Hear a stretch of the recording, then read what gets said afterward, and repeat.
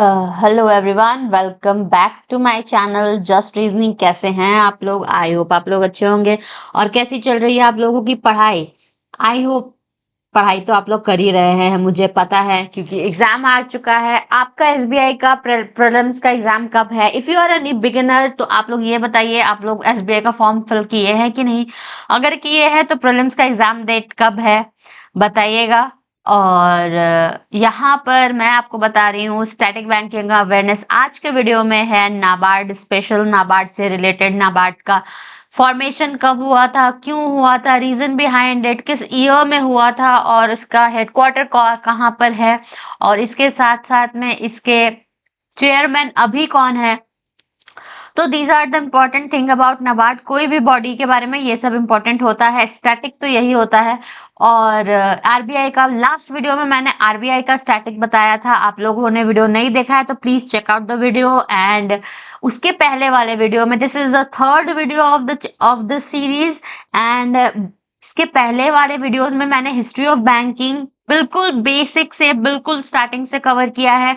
और अगर आप लोगों को जानना है तो प्लीज आप लोग वीडियो को देखिएगा। हेल्पफुल है आप लोगों के लिए, ऐसा बिल्कुल भी नहीं है कि हेल्पफुल नहीं है। और यहाँ पर मैं हर एक क्वेश्चन को मतलब हर एक माइन्यूट डिटेल्स को क्वेश्चन के फॉर्म में मैंने लिखा है, क्योंकि अगर मैं एक क्वेश्चन लिख दूं कि नाबार्ड का फुल फॉर्म क्या है और उसके बाद में पूरा नाबार्ड के बारे में एक लेंदी, मतलब जो उसका डिस्क्रिप्शन होता है वो लिख दूं, तो आई डोंट थिंक कि लोग पढ़ते हैं। क्योंकि एग्जाम में भी जब हम लोग मॉक टेस्ट देते हैं तो जब क्वेश्चन हम लोग अटेम्प्ट करके जब उसका आंसर चेक करते हैं तो हम लोग बस वो चेक करते हैं कि ये सही है कि नहीं। उसके बाद का डिस्क्रिप्शन हम लोग नहीं पढ़ते हैं। जो हम लोग गलती करते हैं, बहुत सारे लोग पढ़ते हैं, जो लोग पढ़ते हैं उनका फायदा ही होता है। तो मैं नहीं चाहती कि आप लोग वो डिस्क्रिप्शन अवॉइड करो। दैट इज वाई मैं उन सब चीजों का भी एज अ क्वेश्चन ही लेकर आई हूँ, ताकि आप लोग उसको भी बिल्कुल बिल्कुल बहुत ही ज्यादा ध्यान से पढ़े। तो बहुत ज्यादा बोल दिया मैंने, मेरे मुझ को तो थोड़ा सर्दी है, आवाज चेंज हो रहा होगा, तो प्लीज बेयर विथ मी। अगर थोड़ा सा मुझे प्रॉब्लम हो मेरा वॉइस का तो प्लीज बेयर विथ मी। और चलिए शुरू करते हैं हमारा question. Static banking awareness related to NABARD.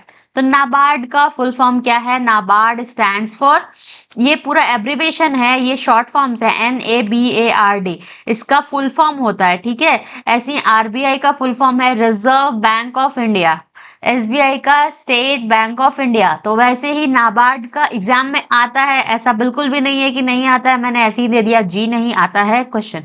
देखिए, national bank for agriculture and rural development, मैंने तो आंसर ही बता दिया। याद किया हुआ रहता है जिनका, उनका दिमाग में यही चलता है। ये देखिए, national bank for agriculture and research development, जी नहीं, रिसर्च का डेवलपमेंट का नहीं है ये bank. Answer one is right, option one is wrong. Next up is national bank for analysis of rural development, जी नहीं, ये भी नहीं है। National bank of for agriculture and rural development, obviously yes. Option number C is the right answer. NABARD का full form है national bank for agriculture and rural development. ये bank किसके लिए बनाया गया है? एग्रीकल्चर के लिए और रूरल डेवलपमेंट के लिए। क्यों बनाया गया है? इसका रीजन ये है कि, थोड़ा सा मैं बता दूं, जनरली बैंक्स जो होते हैं वो प्रॉफिट अर्न करना चाहते हैं, ऑब्वियसली अर्न तो करना होगा प्रॉफिट, तो वो लोग लोन उनको देते हैं। और प्रॉफिट अर्न करने का मेन सोर्स क्या होता है? बैंक्स के पास लोन देना। तो लोन वो लोग किनको देना चाहेंगे? आप ही बताइए, आपके पास पैसा है, आप किसको देना चाहेंगे? उस सेक्टर को, उस पर्सन को देना चाहेंगे जिसके पास में ऑलरेडी कुछ है।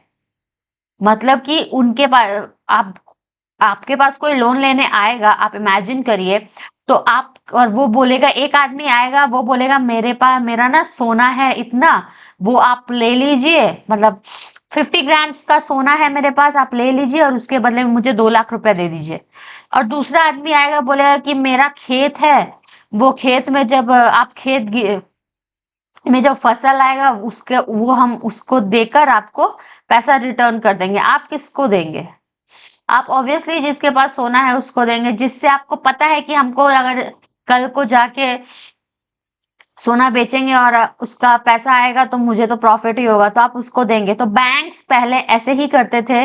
मोस्ट ऑफ द बैंक्स जो हैं स्टार्टिंग में, सारे के सारे बैंक्स जो हैं वो प्राइवेट कंपनीज, प्राइवेट ओनर्स को, जो लोग आते थे जिनका बिजनेसेस होता था, प्राइवेट बिजनेसेस को ही लोन देते थे। और एग्रीकल्चर और रूरल डेवलपमेंट के बारे में, रूरल लोगों के बारे में कोई नहीं सोचता था, इवन बैंक्स भी नहीं सोचते थे, क्योंकि उनको वहां से प्रॉफिट आने का चांसेस बहुत कम है। मान लीजिए किसी ने गांव मतलब पेस्टिसाइड्स के लिए या फिर और भी बहुत सारी चीजें होती है, वाटर सप्लाई के लिए उनको लोन दे दिया गया बैंक्स को, और अच्छे बीज के लिए वो लोग आए किसान और बैंक ने लोन दिया। बट उन लोगों को लोन देने में ये प्रॉब्लम है कि क्या गारंटी है कि हमको 1 साल बाद फसल मिलेगा। एक तो सबसे पहले लॉन्ग टर्म लोन होता है, 6 महीने 1 साल का हो जाता है, तभी फसल आएगा, तभी उससे प्रॉफिट गेन करके उसको बेचेंगे किसान, उसके बाद में बैंक्स को पैसा देंगे। तो इन लोगों को बहुत ही ज्यादा बैंक्स को प्रॉफिट कम होता था, ऑब्वियसली कम होगा। तो उसके वजह से वो लोग रूरल को, एग्रीकल्चर सेक्टर को में लोन बहुत कम देते थे, और जिसके कारण में डेवलपमेंट प्रॉब्लम होता था। इसी वजह से इसको ये वाला national bank for agriculture and rural development बनाया गया। ये बैंक का सिर्फ और सिर्फ यही मोटिव है कि एग्रीकल्चर में डेवलपमेंट करना, रूरल डेवलपमेंट करना, उन इस सेक्टर को लोन वोन देना, मतलब इसको पूरा ख्याल रखना इस बैंक का, नाबार्ड का काम होता है। नाबार्ड का फॉर्म भी आता है, आप लोग फिल करते ही होंगे। मैंने कुछ ज्यादा बोल दिया क्या? बट आई थिंक ये इंपॉर्टेंट था कि नाबार्ड को क्यों स्टैब्लिश किया गया। इतना तो बैंक्स है, एसबीआई है, पीएनबी है, all these banks are there. तो क्या रीजन था नाबार्ड का? तो ये मेन रीजन था क्योंकि प्रॉफिट बैंक्स को वहां से और एग्रीकल्चर से कम मिलता है। तो इसका भी बहुत सारी चीजें हैं जो लेंथ मतलब आगे अगर आपको पढ़ा चाहिए तो मैं बता सकती हूँ, बट अभी के लिए इतना काफी है। एक क्वेश्चन में इतना बोल दिया। आंसर इज, नाबार्ड का full form national bank for agriculture and rural development, not research development. Option number 2, NABARD came into existence. कब बनाया गया नाबार्ड को? देश आजाद हुआ 1947 में। उसी टाइम में आरबीआई वगैरह, आरबीआई ये वो हो चुका था। एसबीआई भी 1915 कब 50 कब में हो चुका, बना था, स्टैब्लिश हो चुका था। इंपीरियल बैंक कन्वर्ट होकर एसबीआई में बना था। तो ये सारी चीजें 1950s में ही हो चुकी थी। बट नाबार्ड कब आया एग्जिस्टेंस में? तो नाबार्ड आया एग्जिस्टेंस में 12 जुलाई 1982 को। 12 जुलाई, 12 जुलाई 1982 को नाबार्ड का फाउंडेशन डे है, ठीक है। तो ये 82 में बना। क्यों? क्योंकि प्रॉब्लम्स आ रही थी over the period of time, जैसे 30 इयर्स इसमें जितने प्रॉब्लम्स आ रहे थे उसको केयर मतलब टेकर किया जा, सोचा जा रहा था, उसके बारे में कमेटियां बनाई गई थी। तो कमेटियों के कमेटी में जो लोग होते हैं ना, जैसे 4-5 लोगों की कमेटी होती है, कितने की कमेटी बनाई जाती है, तो उन कमेटी वाले लोग रेकमेंड करते हैं गवर्नमेंट को कि क्या प्रॉब्लम आ रहा है, उसका क्या सोल्यूशन होना चाहिए। तो नाबार्ड भी किसी एक कमेटी के रिकमेंडेशन पर बना था, और उन लोगों ने उनके लिए, मतलब ऐसे क्या होता था कि एग्रीकल्चर में लोन ही नहीं जा रहा है, तो बहुत प्रॉब्लम हो रहा था लोगों को, किसानों को, और ना ही डेवलपमेंट हो रहा था, गांव के साइड में कुछ भी नहीं हो रहा था। तो इसका भी तो रिस्पॉन्सिबिलिटी तो गवर्नमेंट लेती है ना। तो गवर्नमेंट ने कमेटी बनाई कि आप लोग बताइए, 10 लोगों की कमेटी होगी, पता नहीं कितने लोगों की कमेटी थी, मैं उसमें नहीं जाना चाहती। बट उस कमेटी के एक हेड थे जिनका नाम अभी आगे के क्वेश्चंस में मैं बताऊंगी, वो थे। उन्होंने उन पूरी कमेटी को टाइम दिया गया होगा, 6 month, 3 months, I don't know. तो वो टाइम के बाद में उन्होंने बताया कि हमें एक काम करना चाहिए, हमें एक पर्टिकुलर अलग से बैंक बनाना चाहिए जो सिर्फ और सिर्फ इस चीज पर ही फोकस करे, सिर्फ और सिर्फ एग्रीकल्चर के डेवलपमेंट और रूरल के डेवलपमेंट पर ही, गांव के डेवलपमेंट पर ही फोकस करे, उसके लिए ही काम करे। तो ऐसा कमेटी बनाना चाहिए। तो उस कमेटी के रिकमेंडेशन पर ही 1982 में नाबार्ड का जन्म हुआ, ठीक है। 12 जुलाई 1982 इज द आंसर। ओके, अब ये क्या है जी? ये भी एब्रीवेशन है, एआरडीसी। ARDC, ARDC का फुल फॉर्म क्या है? ARDC का फुल फॉर्म है agriculture refinance and development corporation. हाँ, फर्स्ट ऑप्शन ही राइट है, agricultural refinance and development corporation. ठीक है, agriculture research and development commission नहीं है, एग्रीकल्चर रिसर्च और डेवलपमेंट कॉर्पोरेशन नहीं है, रीफाइनेंस है, रीफाइनेंस। देख रहे हैं, आ से रिसर्च और आर से रीफाइनेंस भी है। Answer is option number A. ठीक है, agriculture refinance and development corporation. Next up, NABARD was dedicated to which among the following prime ministers? कौन से प्राइम मिनिस्टर थे जब नाबार्ड का ये बना था? तो आंसर इज इंदिरा गांधी थी। इंदिरा गांधी थी प्राइम मिनिस्टर उस टाइम में इंडिया की, उसी उनके टाइम में ही नाबार्ड बनाया गया था जी। ठीक है, now the next up question is, NABARD was dedicated to the service of the nation by late prime minister Mrs Indira Gandhi, Shrimati Indira Gandhi, on किस डेट से? किस डेट से स्टार्ट हो चुका था? तो सर्विस स्टार्ट हो चुका था 5 नवंबर 1982 से, बनाया जा चुका था 12 जुलाई को ही, स्टैब्लिश हो चुका था, बट काम स्टार्ट हो गया था सर्विसेज में कब से आया था? तो 5 नवंबर 1982 से वो सर्विसेज में आ गया था। ठीक है, 5 नवंबर, सही है, हाँ सही है। Next up question is, NABARD was set up with an initial capital of, उसके टाइम में इनिशियल कैपिटल कितना लगाया गया था? इनिशियल कैपिटल लगाया गया था 50 करोड़, 100 करोड़, 200 करोड़, 100 करोड़। नाबार्ड का इनिशियल, अब कोई भी चीज एस्टैब्लिश करना है तो आप ऐसे ही नहीं एस्टैब्लिश कर सकते हैं, घर भी बनाना ऐसे नहीं होता। ठीक है, कहीं भी आपको जाके कुछ एस्टैब्लिश करना है, आपको कोई बिजनेस एस्टैब्लिश करना है, तो you need that initial capital, right? कभी भी कोई बिजनेस में आदमी, लोग बिजनेस नहीं कर पाते, रीजन भी पैसा नहीं है, फंड नहीं है, कहाँ से लाएं? तो बैंक्स उनको लोन देते हैं। ठीक है, अब बैंक को ही पूरा का पूरा एस्टैब्लिश करना पड़ा, तो गवर्नमेंट के द्वारा कितना कैपिटल दिया गया था? तो 100 करोड़ का कैपिटल दिया गया था स्टार्टिंग में, सेटअप करने के लिए नाबार्ड को। ठीक है, कैसे सेटअप हुआ वो तो अलग बात हो जाता है, बट इतना करोड़ लगा था। उसमें बहुत सारी चीजें होंगी, एक चीज को सेटअप करने के लिए कितने सारी चीजों की जरूरत होती है, तो वो सबको, और फिर उससे, उसमें इन सब पैसों में सब कुछ आ गया था। जो भी है, इनिशियल कैपिटल कितना लगा था? 100 करोड़ लगा था। Okay, next up, chairman of NABARD. तो ये तो आपका स्टैटिक क्वेश्चन नहीं है, आप जब भी एग्जाम देने जाएंगे, तो I have told you in earlier video also कि जब भी आपका एग्जाम रहेगा, मेंस एग्जामिनेशन, बैंकिंग का और एनी अदर एग्जामिनेशन, जैसे एसएससी सीजीएल और बी इट रेलवेज, कुछ का भी एग्जामिनेशन होगा, तो आपको सबसे पहले रेगुलेटरी बॉडीज और ये सारे जो हेड मेन बॉडीज होते हैं, उन सब के चेयरमैन, एमडी एंड सीईओ जो होता है, चेयरमैन, एमडी एंड सीईओ, इन सब के नाम एटलीस्ट आपको लर्न करके जाने होते हैं। तो ये एग्जाम में अभी जब मैं वीडियो रिकॉर्ड कर रही हूँ 2025 में, तो अभी शाहजी केवी हैं, K V, Shaji K V is the chairman of NABARD right now. तो ये तो वॉलेटाइल क्वेश्चन है, ये तो आपको जब आप एग्जाम देंगे तो आपको वो देखना पड़ेगा, इसको रट्टा मार के बिल्कुल भी नहीं जाइएगा।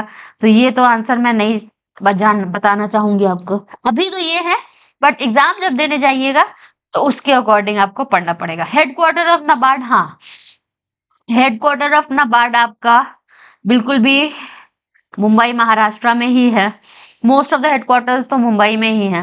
Next up the question is, NABARD was established on recommendations of कौन सी कमिटी? मैंने बोला ना कि लोगों की कमिटियां बनाई जाती हैं, कोई भी काम गवर्नमेंट जो है वो एक पर्सन, जैसे Modi ji, mister prime minister, he doesn't take all the decisions alone. ठीक है, वो लोग कोई भी हो अकेले काम डिसीजन नहीं लेते हैं, उन लोगों को लोगों के रिकमेंडेशंस की जरूरत पड़ती है।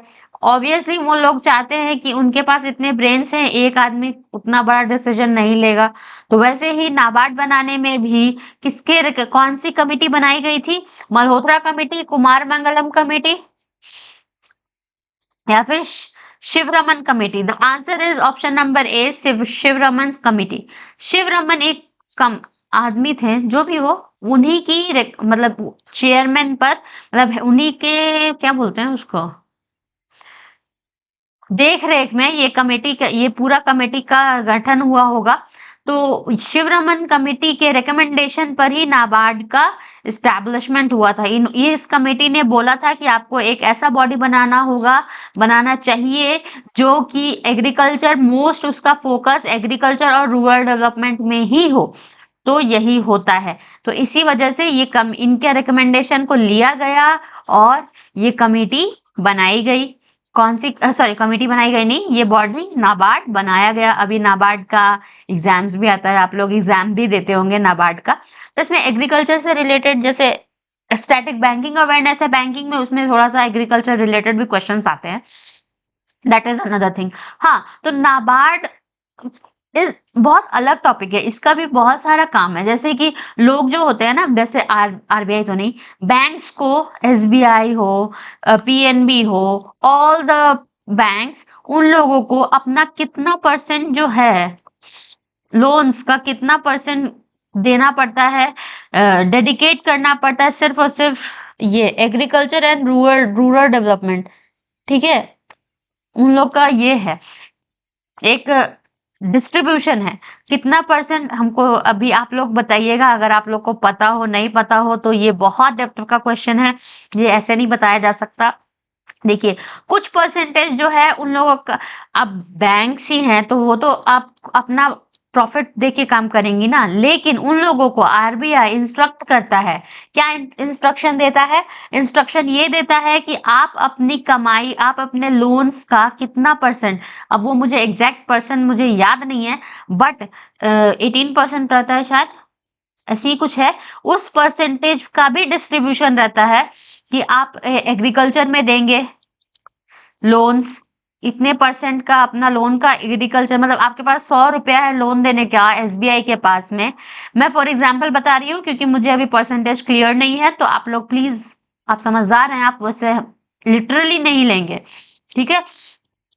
एसबीआई है, मान लीजिए 100 रुपए लोन देने के लिए, जब उनके पास 100 रुपए है लोन देने के लिए, तो उन लोगों को आरबीआई बताता है, एवरी बैंक, ठीक है, सारे बैंक्स को आरबीआई बताता है कि इस 100 का आप कुछ भी करिए, बट इसका 18 रुपया जो है वो आपको देना होगा बहुत सारे ऐसे जगह पर जहां पर जो, जिससे आपको प्रॉफिट आने का चांसेस बहुत कम होता है। फॉर एग्जाम्पल एग्रीकल्चर, ठीक है, और फिर जाके आपको एमएसएमई में देना होता है, मीडियम स्मॉल इंटरप्राइजेस जो होता है उसमें देना होता है, फिर स्टूडेंट लोन में देना होता है, इसको बोला जाता है सीएसआर, नहीं ऐसे ही कुछ होता है। तो आप समझ रहे हैं ना, ये पूरा का पूरा 18 पर्टिकुलर एग्रीकल्चर में नहीं, इसका भी पोर्शन डिवाइड होता है। 4% आपको स्टूडेंट लोन को देना ही होगा, फिर 10 पर कितना परसेंट एमएसएमई को देना होता है, देयर आर परसेंटेज, तो उतना डेप्थ में मैं नहीं जाऊंगी, बट ऐसे करके ये 18% का डिविजन होता है, ठीक है। तो और बाकी बात जो बचे हुए कितने परसेंट है, 88%। इन 88% को बोलता है आप बड़े बड़े कॉर्पोरेट्स को दीजिए लोन, आप किसी को भी दीजिए, डजेंट मैटर, मुझे फर्क नहीं पड़ता, बैंक्स आरबीआई को फर्क नहीं पड़ता है, लेकिन आप पर्टिकुलरली इतना को आपको एग्रीकल्चर वगैरह ये सब में तो देना ही है। कभी कभी क्या होता है, जो बैंक होते हैं वो लोग खुद से, मान लीजिए 18% का 8% मानिए, मतलब 8 रुपए उसको, उनको एग्रीकल्चर में देना ही है, रूरल डेवलपमेंट में उनको लोन देना ही है।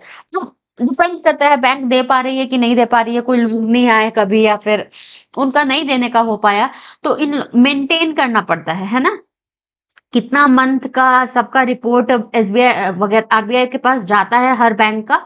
तो उस टाइम में अगर देखा जाता है, क्योंकि अपडेट करना पड़ता है उन लोगों को कि इस महीने, इस साल मैंने इतना परसेंट दिया अपना लोन का, ये वो, तो जब अगर वो लोग नहीं मेंटेन कर पाते हैं, नहीं दे पाते हैं, तो वो लोग क्या करते हैं, बॉन्ड पेपर खरीद लेते हैं। ये पैसा जो है 8 रुपया जो है वो लोगों में ना डिस्ट्रीब्यूट करके, अब लोग आए नहीं वहां पर, एग्रीकल्चर का है नहीं, तो क्या करेंगे, वहां के लोगों में ना डिस्ट्रीब्यूट करके वो डायरेक्ट नाबार्ड को दे देता है।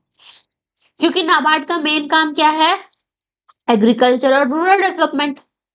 तो वो लोग वो 8 रुपया जो है वो डायरेक्ट उसको नाबार्ड में दे देते हैं और नाबार्ड को बोलते हैं मुझे एक पेपर दे दो भाई कि मैंने एग्रीकल्चर और डेवलपमेंट रूरल डेवलपमेंट में 8 रुपया अपने लगा दिए हैं। तो नाबार्ड उसको बॉन्ड पेपर दे देता है कि हाँ इसने पैसा दिया है हमको। तो अगर आप डायरेक्ट, क्योंकि नाबार्ड का काम ही है एग्रीकल्चर को में काम लगाना ना, तो नाबार्ड का वही काम है। तो आप डायरेक्ट इंडिविजुअल्स को दो या फिर नाबार्ड को दो, बात एक ही है।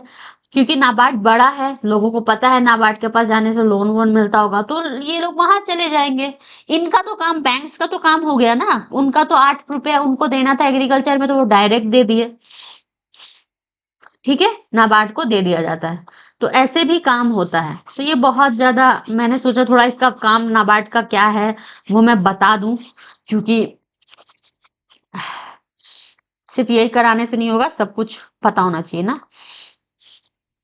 इसी वजह से मैंने सोचा ये मैंने बताया। आप लोगों को कैसा लगा बताइएगा, एक्सप्लेन मैंने किया, समझ में आया कि नहीं। परसेंटेज मैं प्लीज बता दूं, अभी अभी एट दिस मोमेंट मेरे को परसेंटेज क्लियर याद नहीं है कि कितना परसेंट का क्या सिस्टम होता है। अगर आप लोग बोलेंगे तो मैं एग्जैक्ट परसेंटेज डिस्ट्रीब्यूशन में भी बता दूंगी, अभी मुझे याद नहीं है। ओके, तो ऐसा चीजें होती हैं। और ये शिवरमन कमेटी के रिकमेंडेशन पर नाबार्ड बनाया गया था। नाबार्ड का काम भी मैंने बता दिया। Dash is apex body, apex institution in the country which looks after the development of the cottage industry, small industry, village industry and other rural industries. तो छोटे छोटे इंडस्ट्रीज को भी डेवलपमेंट, उन लोगों को डेवलपमेंट का काम कौन से ये पर है, कौन से बॉडी पर है, तो वो नाबार्ड है। सिडबी है, small industry development bank of India, SEBI है, security exchange board of India, NABARD है, national and agriculture rural development of India. ठीक है, national bank for agriculture and rural development. तो ये बैंक है नाबार्ड, तो नाबार्ड यहाँ पर नाबार्ड ही होगा, नाबार्ड का काम है। ठीक है, स्मॉल इंडस्ट्रीज को लोन देना, विलेज इंडस्ट्रीज को लोन देना, रूरल इंडस्ट्रीज को लोन देना, काम है नाबार्ड का। Next up, NABARD was set up essentially as a development bank for promoting, क्या क्या प्रमोट करने के लिए नाबार्ड को बनाया गया था? रूरल बैंक, सिर्फ एग्रीकल्चर डेवलपमेंट करने के लिए, only development of agriculture development? No. Rural development only? No. Option is both. Obviously नाम में ही है एग्रीकल्चर एंड रूरल डेवलपमेंट, आपको नाम से ही पता चल गया होगा। Next up, the main function of NABARD is to provide refinance for rural credit disbursed by the dash and other financial institutions as may be approved by the Reserve Bank of India. Main function क्या है NABARD का? Refinance, finance, पैसा provide करना rural credit disburse को, किसके द्वारा, क्या किसके द्वारा पैसा देता है? ये स्टेट कोऑपरेटिव बैंक देता है, द रीजनल रूरल बैंक देता है, क्या state cooperative bank and the regional rural bank दोनों देता है, या फिर नन ऑफ द अबव? कौन देता है? तो ये option number C is the right answer, which is state cooperative banks और रीजनल रूरल बैंक, ये लोग दोनों के दोनों यहाँ इसमें आते हैं। ठीक है, बहुत सर्दी हो गया है, प्लीज अगर आपको आवाज मेरी क्लियर नहीं आ रही होगी तो please.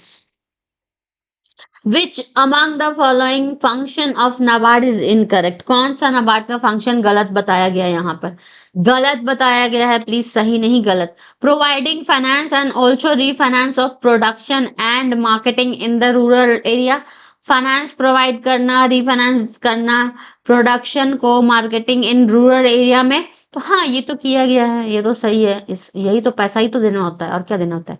Coordination and advising the operations of institution engaging in rural credit, rural credit वाले लोग, जो भी इंस्टीट्यूशन है, जैसे स्टेट कोऑपरेटिव बैंक, वो स्टेट में बैंक होता है ना, महिला सहकारी बैंक, आप लोगों को पता होगा, बहुत सारे ऐसे सहकारी बैंक्स होते हैं, छोटे छोटे लेवल पर जो काम करते हैं कम कम बजट पर, तो वो सारे बैंक वो एक स्टेट एरिया वाइज कम मतलब वो सीमित रहते हैं।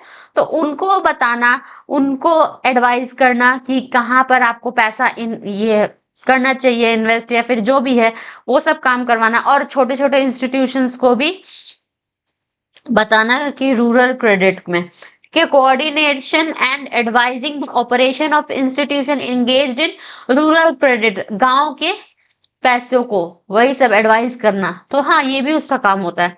Promoting research and in agriculture and rural development, research in research को प्रमोट करना एग्रीकल्चर रूरल डेवलपमेंट में। हाँ, नई नई तकनीकों का आविष्कार करना, ताकि जैसे उन लोगों को गांव वालों को हेल्प हो। हेल्प इन द सेंस अब पेस्टिसाइड्स वगैरह बहुत कम, उसके अलावा उसका सब्स्टिट्यूट क्या है, तो वो सब में रिसर्च करना पड़ता है कि कौन सा जो भी है उन लोग का काम। अब मुझे उतना डेप्थ में क्या बताऊं मैं, तो उन सब में भी उनको नाबार्ड हेल्प करता है। हाँ, करता है, करना होता है। तो ये सारे के सारे सही काम है। तो ये तो सही, सारे के सारे सही है। तो answer will be none of the above. ऐसा कोई भी ऑप्शन नहीं है जो कि गलत है, सारे के सारे सही है। ठीक है, next CSR, corporate social responsibility, पहले ही बता दिया मैंने। ठीक है CSR का फुल फॉर्म क्या होता है जी? CSR का फुल फॉर्म होता है corporate social responsibility. Corporate social responsibility का मतलब होता है बड़े बड़े जो कंपनीज होते हैं उन लोग का ये एक पूरा सेक्टर अलग होता है, जिसमें वो लोग पैसा तो कमाते हैं, बट उन लोगों को अपने प्रॉफिट का कुछ परसेंट जो है वो सोशल लोगों वेलफेयर में उन लोग को देना पड़ता है, काम में देना पड़ता है। तो हर कंपनी का, बड़ी बड़ी कंपनीज के social response corporate social responsibility का मैनेजर होता है, और वो लोग ये सब हैंडल करते हैं कि उनका प्रॉफिट, ऐसा नहीं है कि उनको बस प्रॉफिट अपने पास रखना, नहीं, उनको भी डोनेट करना होता है, पैसा लगाना होता है। ये एग्रीकल्चर डेवलपमेंट में, रूरल डेवलपमेंट, MSME वगैरह में वो लोग भी पैसा देते हैं। तो इसको मैनेज कौन करता है? इसको, इस पूरे चीज को क्या बोलते हैं? CSR, corporate social responsibility. तो CSR का फुल फॉर्म क्या है? कॉर्पोरेट सोशल रिस्पॉन्सिबिलिटी है जी। Next up, which among the following is considered as 100% CSR company? कौन सा कंपनी को 100% CSR कंपनी बोला जाता है? कॉर्पोरेट सोशल रिस्पॉन्सिबिलिटी कंपनी कौन से कंपनी को बोला जाता है? कौन से company? Small development bank, regional rural bank, या फिर नाबार्ड, या फिर none of the above? Answer is NABARD. NABARD के बारे में पढ़, नाबार्ड ही होगा, कि वही तो पूरा का पूरा डेवलपमेंट वगैरह करता है, उसी के पास सारे शायद होते होंगे। बहुत सर्दी हो गया है मुझे। तो ये ऑन दिस नोट ये पूरा 45 क्वेश्चन अभी तक मेरा पूरा हुआ है। आज नाबार्ड के 15 क्वेश्चन स्टैटिक के आप लोग को देखने को मिल गए हैं, आप लोग देख सकते हैं। आप लोग को वीडियो कैसा लगा, वीडियो बताइएगा जरूर। अगर वीडियो अच्छा लगे तो वीडियो को लाइक करिएगा, चैनल को सब्सक्राइब करिएगा। मेरे जितने मतलब ऑडियंस दिखते हैं मुझे, मैंने अपना कल देखा,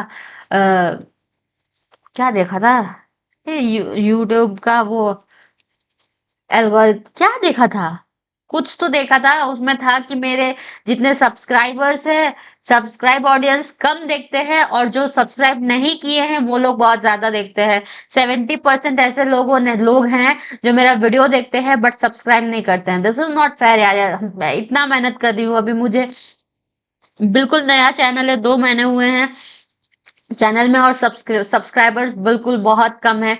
तो अगर आप लोगों को मेरा वीडियो हेल्पफुल लगे तो प्लीज वीडियो को लाइक करिएगा, चैनल को सब्सक्राइब करिएगा। मेरे पढ़ाने का तरीका में अगर कुछ भी आपको हेल्पफुल लगता है, आपके वैल्यू ऐड होता है, और आप लोग एक अडल्ट हैं, you guys are an adult, तो आप लोग को पता है कि कौन आपको कैसा पढ़ा रहा है, या फिर कुछ भी आपका रिस्पॉन्सिबिलिटी आपके ऊपर है, आपको पता होना चाहिए कि मैं कैसा पढ़ा रही हूँ। अगर अच्छा नहीं पढ़ा रही तो कोई बात नहीं, आप लोग बोल सकते हैं, कमेंट कर सकते हैं।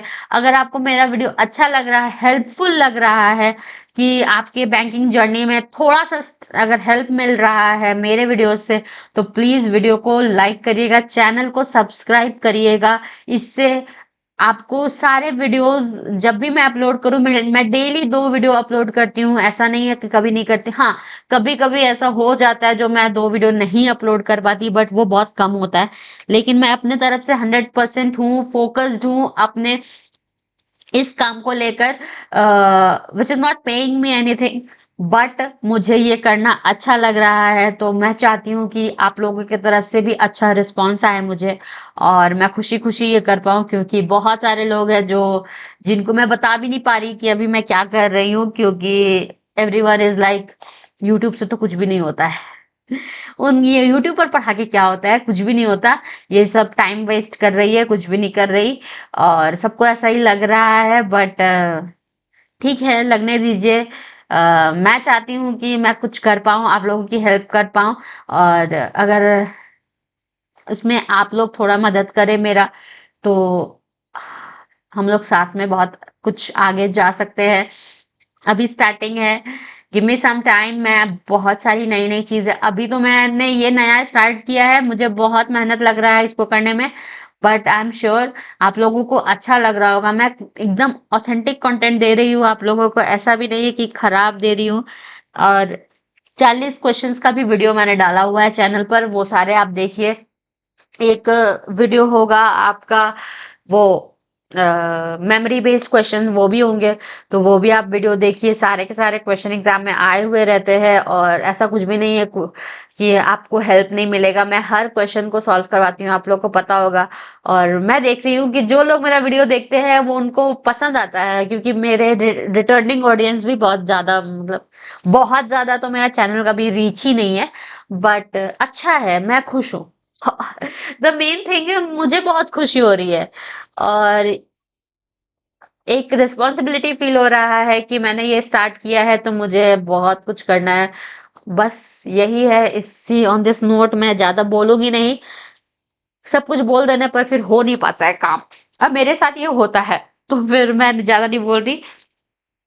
आप लोग को अगर वीडियो अच्छा लगे तो वीडियो को लाइक करिएगा, चैनल को सब्सक्राइब करिएगा, और इतना देर तक अगर मेरा बकवास सुन लिए हैं तो प्लीज एक लाइक कर दीजिएगा, और कमेंट करिएगा कैसा लगा। बहुत ज्यादा ही सर्दी हो गया है, बाबा रे। Thank you for watching everyone, मिलते हैं नेक्स्ट वीडियो में।